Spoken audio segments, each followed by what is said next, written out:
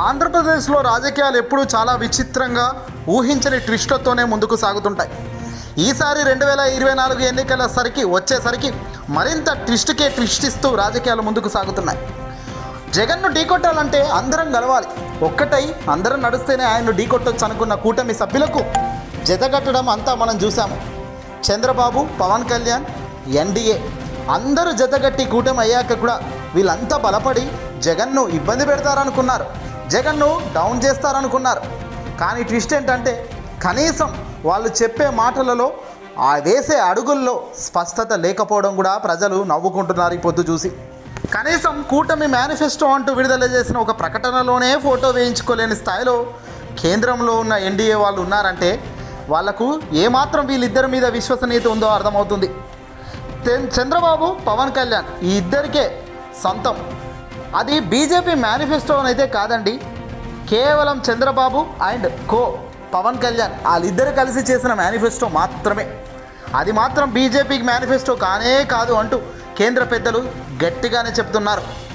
తాజాగా చంద్రబాబు పవన్కు షాక్ ఇస్తూ మోదీ సైతం ఫోటో పెట్టలేదు, సరే కనీసం మేనిఫెస్టోకు బీజేపీ మాకు అసలు సంబంధం లేదు, అది ఇద్దరు మీరు రూపొందించింది కాబట్టి మీరే ప్రజలకు బాధ్యత అంటూ చేతులు ఎత్తేసే కార్యక్రమం జరుగుతుందట.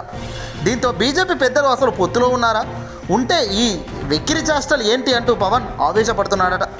మొదటి నుంచి ఆవేశం స్టార్గా ఉన్న పవన్కు ఏమీ అర్థం కాక ఏదో కొనాకైతే వచ్చాం కదా ఎన్నికల్లో, ఇక జై జై అంటూ ముందుకు నెట్టేస్తూ పోతున్నాడు. ఎవరైనా కూటమి అన్నప్పుడు ముగ్గురు కలిసి కట్టుగా ఒక మేనిఫెస్టో ఇస్తేనే దానికి ప్రజల్లో వాల్యూ ఉంటుంది. కానీ పేరుకు మేనిఫెస్టో కూటమి అని అంటారు, కానీ కూటమి అన్న చోట ముగ్గురి ఒప్పందాలు ఒక దగ్గరికి రావా?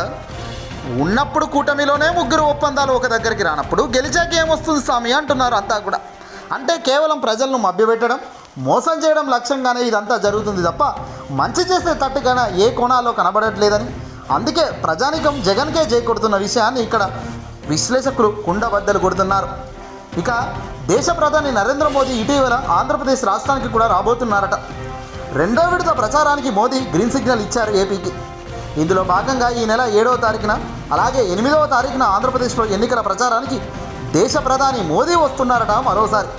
ఇక మొదటిసారి మోదీ వస్తేనే మైకులు పనిచేయలేదు, మొదటిసారి మోదీ వస్తేనే కనీసం ప్రోటోకాల్ పనిచేయలేదు. ఎందుకు వచ్చాడో, ఎందుకు వెళ్ళాడో, ఏం చెప్పాడో కనీసం రాష్ట్ర ప్రజలకు ఒక్క మెసేజ్ కూడా పోలేదు. ఈ స్థాయిలో చంద్రబాబు కూటమి సభ నడిచింది ఆనాడు. మరి ఈ రెండో విడతలో కనీసం వాళ్ళకు దగ్గర రానిచ్చే పరిస్థితి ఉందా అంటే మోదీ గారు నో అంటున్నారట. చంద్రబాబు కానీ పవన్ కళ్యాణ్ కానీ ఇప్పుడు రెండో విడత ప్రచారానికి అసలు జాయిన్ కావద్దు అని పిలుపునివ్వడం ఇక్కడ మరో ట్విస్ట్.